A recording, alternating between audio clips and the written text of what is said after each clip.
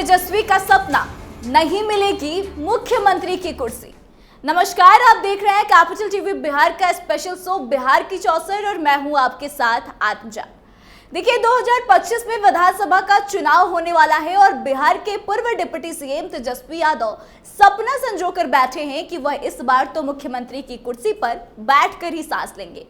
लेकिन अभी बिहार की राजनीति में जो समीकरण बन रहे हैं उसके बाद ऐसा लगता है कि शायद तेजस्वी यादव का यह सपना जो है सपना ही बनकर रह जाएगा, क्योंकि बिहार में कुछ ऐसे भी नेता हैं जो कि तेजस्वी यादव का काम बिगाड़ सकते हैं। भले ही तेजस्वी अगली बार सीएम बनने के प्रति आश्वस्त हैं, लेकिन यह उतना आसान नहीं जितना वो सोचते हैं। सब कुछ जनता पर निर्भर करता है। जनता का कितना साथ उन्हें मिलेगा, उनकी कामयाबी भी उसी पर निर्भर करेगी। उन्हें 2020 के विधानसभा चुनाव में बड़ी कामयाबी मिली थी, लेकिन सीएम बनने लायक विधायकों की संख्या से कुछ ही कम दूर वह रह गए थे। तब से ही उनके मन में सीएम बनने की इच्छा पनपती रही। जब से तेजस्वी यादव डिप्टी सीएम बने, उसके बाद उन्होंने सत्ता का स्वाद चख लिया, इसलिए अब उनकी नजर सीधे सीएम की कुर्सी पर है। हाल ही में संपन्न लोकसभा चुनाव के दौरान वे इंडिया ब्लॉक के प्रत्याशियों के लिए वोट के लिए जितनी अपील कर रहे थे, उससे कहीं ज्यादा उनका जोर अगले विधानसभा चुनाव में खुद को सीएम बनाने का आग्रह था।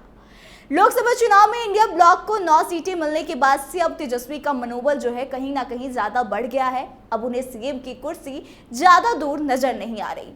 तेजस्वी यादव ने अपने पिता राजद सुप्रीमो लालू प्रसाद यादव से सियासत की बारीकियां समझी तो हैं, लेकिन उसमें 1990 के दौर की राजनीति की झलक अधिक दिखती है। लालू ने 90 के दशक में मंडल कमीशन और आरक्षण के आधार पर जातीय गोलबंदी की थी। उनका यह प्रयोग सफल भी रहा। लगातार 15 साल तक बिहार की सत्ता उनके ही परिवार में सिमटी रही।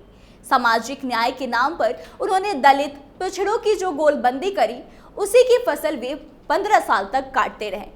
पर हर चीज की एक्सपायरी डेट होती है। तब लालू के साथ रहे नीतीश कुमार उस जातीय गोलबंदी से बाहर निकले और दूसरे ही प्रयास में लालू को चित कर दिया। अब वर्षों के बाद लालू ने तेजस्वी को आगे करके उन्हें बिहार की राजनीति में स्थापित करने की पूरी कोशिश 2015 से करी है। अब तेजस्वी यादव की ताकत यही है कि वे नीतीश कुमार की बदौलत 2 बार डिप्टी सीएम बने। यह अलग बात है कि दोनों बार रिश्ते की मियाद लंबी नहीं रही। हाँ, इतना जरूर हुआ कि तेजस्वी को अपना व्यक्तित्व प्रदर्शित करने का नीतीश कुमार ने मंच दिया था। तेजस्वी ने पिता लालू की जातीय गोलबंदी के नुस्खे पर ही थोड़ा सा संशोधन किया और काम किया। एक तरफ जहां लालू ने एमवाई यानी कि मुस्लिम यादव की गोलबंदी से राजनीतिक रोटियां सेकी, तो वहीं दूसरी तरफ तेजस्वी ने इसका दायरा बढ़ाते हुए अपनी पार्टी राजद को A to Z की पार्टी बनाने की घोषणा करी।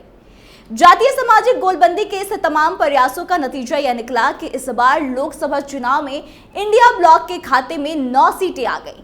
इससे वे ज्यादा उत्साहित थे और अगले साल बिहार का सीएम बन जाने का जो ओवर कॉन्फिडेंस है वो उनके मन में है।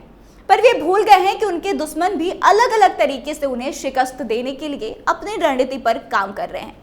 चुनावी रणनीतिकार से सक्रिय राजनीति में कदम रखने जा रहे प्रशांत किशोर यानी कि पीके तेजस्वी के लिए बड़ी परेशानी बन सकते हैं।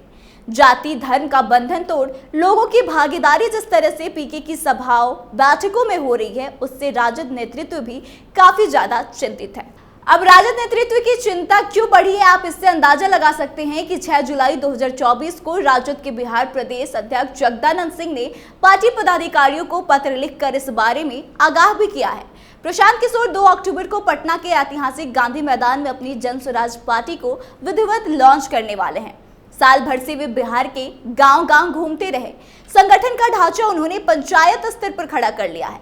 प्रशांत के निशाने पर नीतीश कुमार भी होते हैं, लेकिन जोरदार हमला जो है वे लालू यादव और उनके बेटे तेजस्वी यादव पर करते रहते हैं।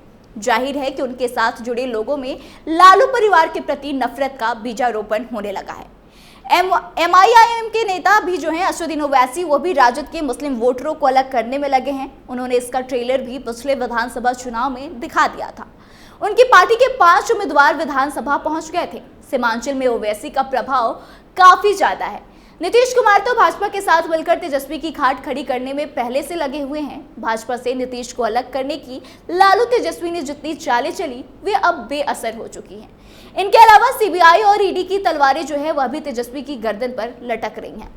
तो प्रशांत किशोर, ओवैसी, नीतीश कुमार और भाजपा के अलावा जो भी जांच एजेंसियां हैं वो एक तरह से लालू परिवार के दुश्मन बनी हुई है और कहीं ना कहीं जिन नेताओं का नाम हमने बताया वो तेजस्वी यादव का खेल बिगाड़ने में महत्वपूर्ण भूमिका निभाएंगे। और इसका असर यह देखने को मिल सकता है कि जो सपना तेजस्वी यादव देख रहे हैं मुख्यमंत्री की कुर्सी पर बैठने का, वह शायद टूट सकता है, क्योंकि तेजस्वी यादव में कहीं ना कहीं ओवर कॉन्फिडेंस देखने को मिल रहा है। तो आपको क्या लगता है, क्या वाकई में तेजस्वी यादव मुख्यमंत्री की कुर्सी पर बैठने का जो सपना संजो रहे हैं वह सफल हो पाएगा, या फिर जिन नेताओं का नाम हमने बताया उनका आने वाले चुनाव में क्या उनकी भूमिका रहेगी?